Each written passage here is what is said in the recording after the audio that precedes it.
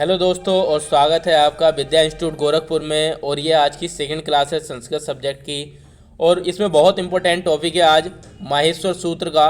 बहुत बढ़िया टॉपिक है और इससे बहुत ज़्यादा क्वेश्चन भी बनते हैं, चाहे वो आपका यूपी टेट हो या सी टेट हो या फिर जो जिस सेमेस्टर की भी आप तैयारी कर रहे हो, जैसे थर्ड सेमेस्टर, या फिर अगर संस्कृत आती है हमारे पास फर्स्ट सेमेस्टर में, तो उसमें भी बहुत ज़्यादा इंपॉर्टेंट हो जाता है महेश्वर सूत्रों का आना।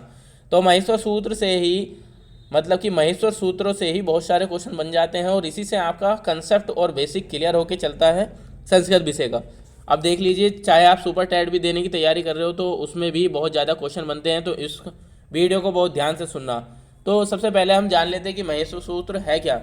माहेश्वर सूत्र है क्या? तो संस्कृत वर्णमाला की महर्षि जो थे पाणिनि ने महेश्वर सूत्रों को नाम दिया था।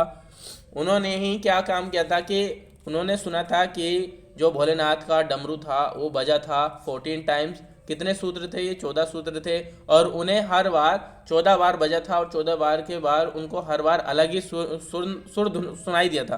तो जैसे मान लिया, जब पहली बार उनका डमरू बजा था तो उन्हें पहली बार आवाज़ आई थी ए ई ऊणु।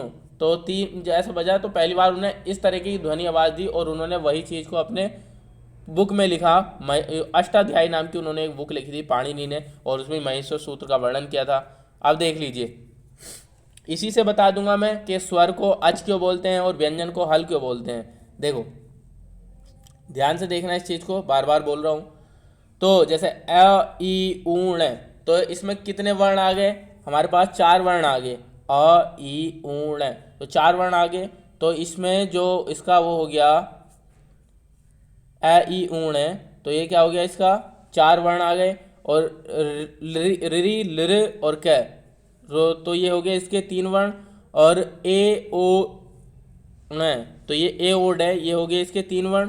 और ए औ च, 3 वर्ण ये हो गए इसके। तो कुल मिलाकर के 4 और 3 7 और 3 10 और 3 13, तो कुल मिलाकर के कितने स्वर हो गए? 13 स्वर हो गए। तो इन चारों जो सूत्र हैं इसका स्टार्टिंग के,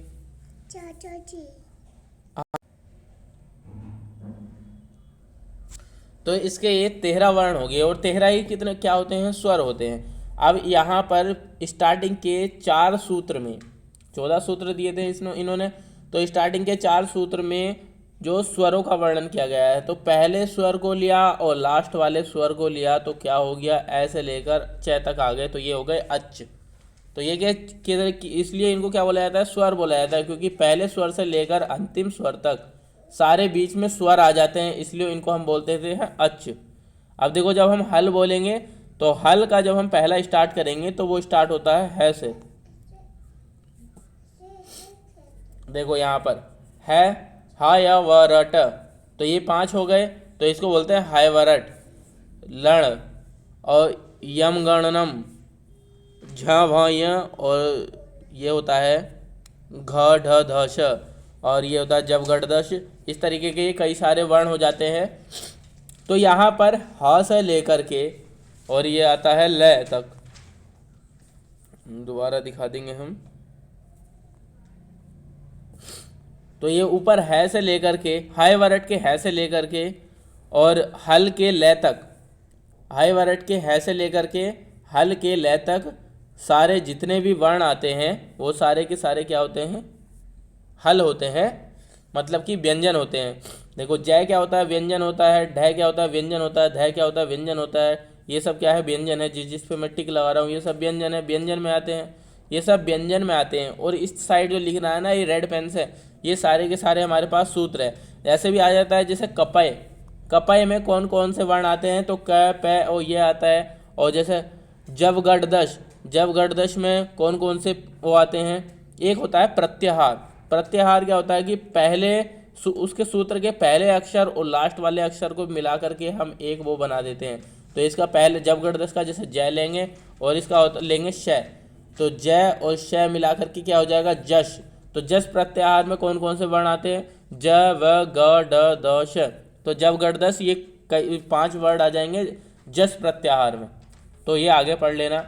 तो हल क्यों बोलते हैं? पता चल गया ना कि महेश्वर सूत्र के जब हम स्वरों को लगाते हैं तो स्टार्टिंग के जो 4 सूत्र थे उसके हमने पहला जो उनका स्वर था और जहाँ पर उनका फोर्थ जो था उनका सूत्र, उसका जो लास्ट वर्ण था च तक, वहां तक क्या था, सारे के सारे स्वर आए। तो जहां तक स्वर आए वहीं तक हमने पहले और अक्षर लास्ट वाले अक्षर को मिला करके बना दिया हमने अच। और अच के अंतर्गत जितने ही बीच में आए थे वो सारे के सारे क्या थे, स्वर थे। देखो यहाँ पर ले भी स्वर था, ए भी, ओ भी, ये तो स्वर नहीं होगा, हाँ, तो ये सिर्फ एक स्वर थे सारे के सारे। ये स्वर था, ये भी स्वर था, ये भी स्वर था, ये सब स्वर थे। और ये जो लास्ट वाले आते हैं ना, ये सिर्फ प्रत्याहार बनाने के लिए यूज होते हैं, जबकि स्वर जो आते हैं ये आते हैं सारे के सारे। ठीक, आगे बढ़ते हैं इसमें। प्रत्याहार, देखो प्रत्याहार के बारे में मैंने अभी थोड़ा सा बताया था, अब इसमें यहाँ पर आप डिटेल से पढ़ लीजिए। संस्कृत वर्णमाला की उत्पत्ति महेश्वर सूत्रों से हुई है। तो 14 महेश्वर सूत्र थे, उसमें 42 प्रत्याहार बनते हैं। तो 14 में से 42 प्रत्याहार बनते हैं। अब अक प्रत्याहार में कौन कौन से आते हैं, देखो ऊपर अगर वर्णमाला में देखो तो अक कहाँ है, अक यहाँ है, ये मैं एक सेकंड मार्कर यूज कर लेता हूँ। ये अक यहाँ है, ए यहाँ है और कै यहाँ है। तो अक में इस कै को छोड़ देंगे और ऐसे लेकर के ई आएगा, उ, ण, ले, रे, ये सब जो आएंगे अक प्रत्याहार में आएंगे। यकीन नहीं आता तो हम आगे आके देख लेते। तो अक प्रत्याहार में कौन कौन से आएंगे, आ, ई, उ, रे वर्ण आते हैं, क्योंकि लास्ट में क्या आता है तो क्या को छोड़ देते हैं। तो जब भी हम प्रत्याहार बनाते हैं जो आखिरी का वर्ण होता है उसको छोड़ देते हैं। जैसे अच प्रत्याहार में क्या आएगा, च को छोड़ दे देंगे और ऐसे लेकर च तक के जितने भी वर्ण आएंगे वो सारे के सारे अच प्रत्याहार में आएंगे। उसी तरीके से इक प्रत्याहार, एक प्रत्याहार में भी देखो यहाँ पर देखेंगे हम, इक कहाँ से स्टार्ट हो रहा है, ई ये है और क्या कहाँ है, ये है।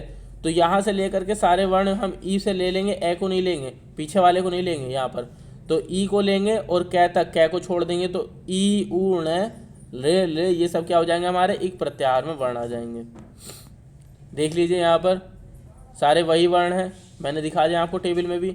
ऐड प्रत्याहार, एच प्रत्याहार, यण, जस, जस प्रत्याहार को मैंने वहीं पे बताया था। लास्ट वाले वर्ण को नहीं लेंगे, से को नहीं लेंगे। जब भी हम कोई प्रत्याहार का नंबर लिखा हुआ आता है तो लास्ट वाला नहीं होगा। जब हमसे कोई ऑप्शन में पूछेगा कि जस प्रत्याहार में कौन कौन से वर्ण आते हैं, तो हमें कुछ ऑप्शन में, एक ऑप्शन में हमें ये से भी दिया होगा, ये वाला जो से है ये भी दिया हुआ होगा। तो जिस जिस ऑप्शन में ये से दिया होगा वो तो कतई नहीं होना, बिल्कुल नहीं होना। और जय व गै डे देश ये सब हमारे क्या हो जाएंगे, प्रत्याहार के वर्ण हो जाएंगे, जस प्रत्याहार के। अब आती है देखो संधि। संधि क्या होती है, जब भी हम दो वर्णों को परस्पर मिलाते हैं उनसे बनती है संधि। संधि मतलब होता है जुड़ना। जैसे दया प्लस आनंद, तो ये हो गया दयानंद। दयानंद में कौन सी संधि है, दया प्लस आनंद, दोनों बड़ी बड़ी वर्ण की मेल हो रहा है, तो इसमें क्या हो जाएगी, पहली बात तो स्वर संधि हो जाएगी। और स्वर संधि की भी कौन सी संधि हो जाएगी, दीर्घ संधि हो जाएगी। अब देखो संध्या कितने प्रकार की होती है, संध्या 3 प्रकार की होती है, स्वर संधि, व्यंजन संधि और विसर्ग संधि।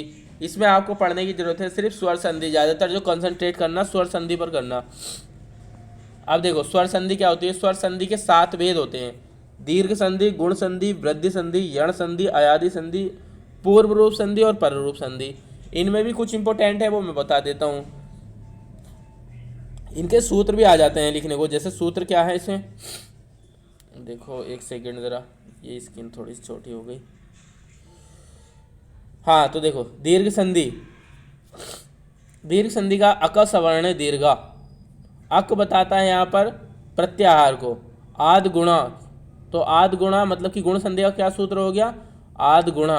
और वृद्धि रुचि, वृद्धि रुचि संधि हो गया, वृद्धि संधि का सूत्र हो गया इको यणाची, ये हो गया यण संधि का। और एचो यवायव, ये हो गया अयादि संधि का। तो ये 7 संधि है और इनमें से हमारे पास 5 संधियों के क्या है, सूत्र हैं, और इन सूत्रों को याद कर लेना।